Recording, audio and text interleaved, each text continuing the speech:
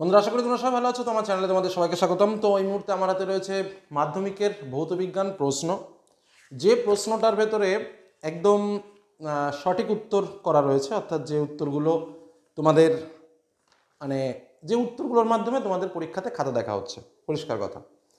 আরও খাতা দেখার সময় যে গুরুত্বপূর্ণ কিছু কিছু ইনস্ট্রাকশন দেওয়া হয়েছে, যেগুলো তোমাদের জন্য বিশেষ করে বা তোমাদের জানলে একটু সুবিধা হবে এবং যারা ভবিষ্যতে পরীক্ষা দেবে তাদেরও জিনিসগুলো জেনে রাখা উচিত, সেই ধরনের কিছু গুরুত্বপূর্ণ কথা শেয়ার করব এবং তোমাদের কিছু মনের কথা বা মনের প্রশ্ন। কারণ ভৌতবিজ্ঞান প্রশ্ন আমরা যখন পেয়েছিলাম, তো আমাদের ছাত্রছাত্রী এবং অনেক শিক্ষক শিক্ষিকার বিভিন্ন পরামর্শ আমরা শুনেছি এবং সেখানে আমরা দেখতে পেয়েছি অনেকেই এ বিষয়ে কমেন্ট করেছো বা তোমরা ভালো করেই জানো যে অনেক প্রশ্ন সিলেবাসের বাইরে থেকে। তো অনেকের প্রশ্ন ছিল যে স্যার এই প্রশ্নে কি এক্সট্রা নম্বর দেওয়া যাবে।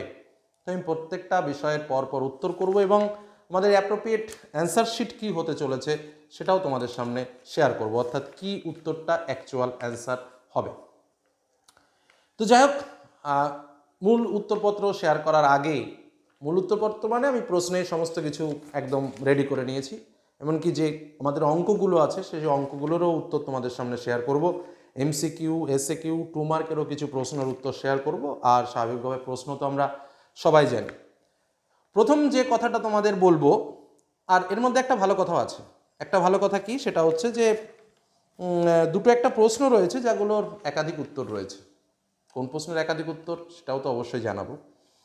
তো চলো পরপর বিষয়গুলো জেনে নিই। প্রথম প্রশ্ন যেটা, যে স্যার সিলেবাসের বাইরে তো কিছু কিছু প্রশ্ন এসছে, যেমন তোমাদের বলেই দিই যে প্রতিসরাঙ্ক ও আলোর তরঙ্গদৈর্ঘ্যের সম্পর্ক প্রকাশকারী সমীকরণ একটা। তারপরে তোমার যেটা হচ্ছে যাই হোক, ওটা আলোচনার সময় আমি বলে দেবো। এরকম যে একটা প্রশ্ন আছে, যে প্রশ্নগুলো এই যে মেলামাইন প্রস্তুতির জন্য কোন যৌগ ব্যবহৃত হয়, এই প্রশ্নটাও তো অনেকের ছিল যে এগুলো যেহেতু একটু বাইরের কোশ্চেন, একটু অন্যরকম কোশ্চেন, তাহলে কি এখানে নম্বর দিয়ে দেওয়া হবে। প্রথম কথা, সেরকম কোনো বিষয় নেই যে তোমাদের এক্সট্রা নম্বর দিতে হবে, প্রথম কথা। অর্থাৎ প্রশ্ন ওকে, 1 নম্বর বিষয়। এবার প্রশ্নে তুমি যেমন নম্বর পাবে তেমন নম্বরই দেওয়া হবে। দ্বিতীয় বিষয় আর একটা বলি, এমসিকিউ কোশ্চেনগুলো যেগুলো করেছো ঠিক আছে তো ঠিক আছে, আর ভুল গেলে স্বাভাবিকভাবে ভুল। নেক্সট একটা কথা বলি, যেটা 2 মার্কের প্রশ্ন। অনেকে হয়তো ক্যালকুলেশনের অ্যান্সারটা লিখে দিয়েছো, কিন্তু স্পষ্ট একটা কথা বলি, যেটা হচ্ছে নো ক্যালকুলেশন নো অ্যাওয়ার্ড। অর্থাৎ 2 মার্কের প্রশ্নের ক্ষেত্রে তুমি যদি ক্যালকুলেশন না করো, তাহলে তোমার উত্তর ঠিক হলেও তোমাকে নম্বর দেওয়া হবে না। কথাটা বুঝতে পারলে? নেক্সট, ভৌতবিজ্ঞানের খাতা স্বাভাবিকভাবে যে শিক্ষকরা দেখেন তাদের সঙ্গে কথা বলেছি এবং তাদের সঙ্গে কথা বলে একটা বিষয় আমরা পরিষ্কার বুঝতে পেরেছি যে ছেলে মেয়েদের যেটা পাস করা নম্বর, অর্থাৎ বেসিক্যালি আমরা যদি ধরি 17-18, এটা পেলে শান্তিপূর্ণভাবে পাস আমরা ধরে রাখতে পারি, নর্মাল খাতা দেখে যে নম্বর, গ্রেজ মার্কটা বাদ দিয়ে। তো সেখানে কিন্তু ছাত্রছাত্রীদের, ম্যাক্সিমাম ছাত্রছাত্রীদের পৌঁছাতে কিন্তু কষ্টই হচ্ছে। একদম যে ইজিলি নম্বর উঠছে সেরকম ব্যাপার না, কারণ টুকরো ভুলের পরিমাণ অসংখ্য, ভালো কোয়ান্টিটির পরিমাণটা তুলনামূলক অনেক অনেক কম।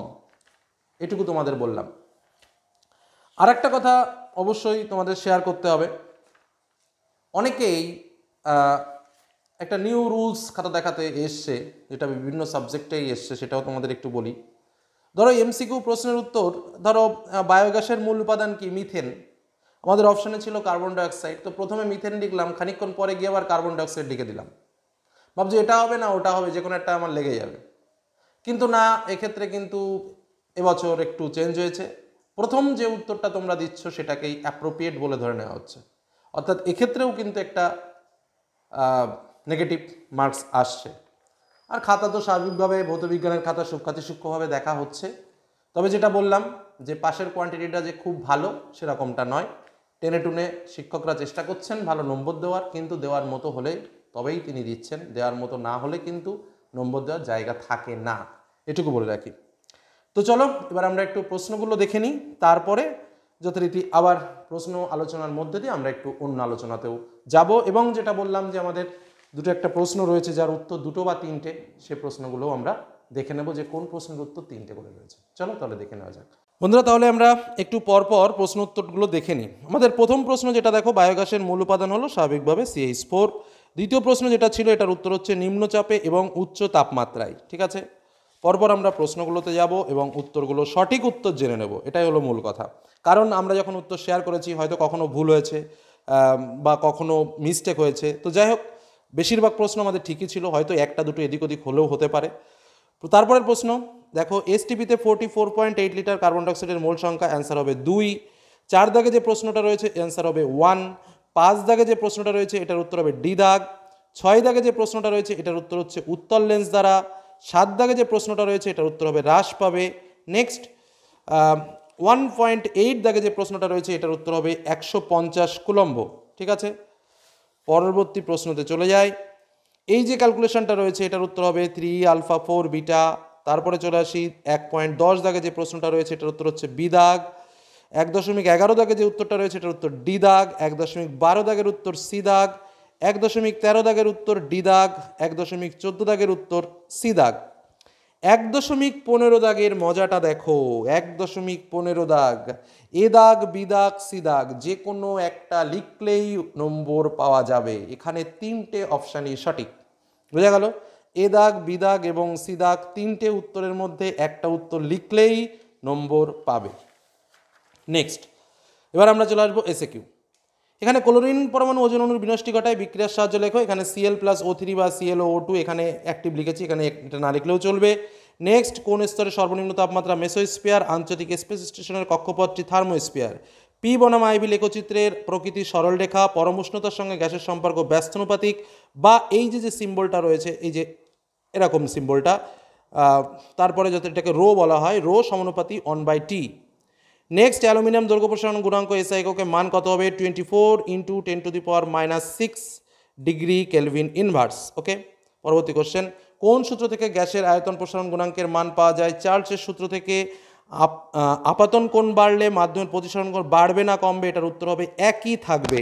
পরবর্তী প্রশ্ন, উত্তল লেন্স থেকে এফ ও 2F এর মধ্যে বস্তু রাখলে প্রতিবিম্ব কোথায় গঠিত হবে? 2F এর থেকে বেশি দূরত্বে। 2F এর থেকে বেশি দূরত্বে। পরবর্তী প্রশ্নটা যেটা রয়েছে সেটার উত্তর হবে 3 ওহম। 2.8 দাগে, ওয়ার্লো চক্রের ঘূর্ণনের অভিমুখ কোন সূত্র দ্বারা? ফ্লেমিংয়ের বামহস্ত নিয়ম। নিয়ন্ত্রিত শৃঙ্খল বিক্রিয়ার একটি ব্যবহারিক প্রয়োগ পারমাণবিক চুল্লি। আচ্ছা, নিউক্লিয় সংযোজনের আগে নিউক্লিয় বিভাজন ঘটানো হয় কেন?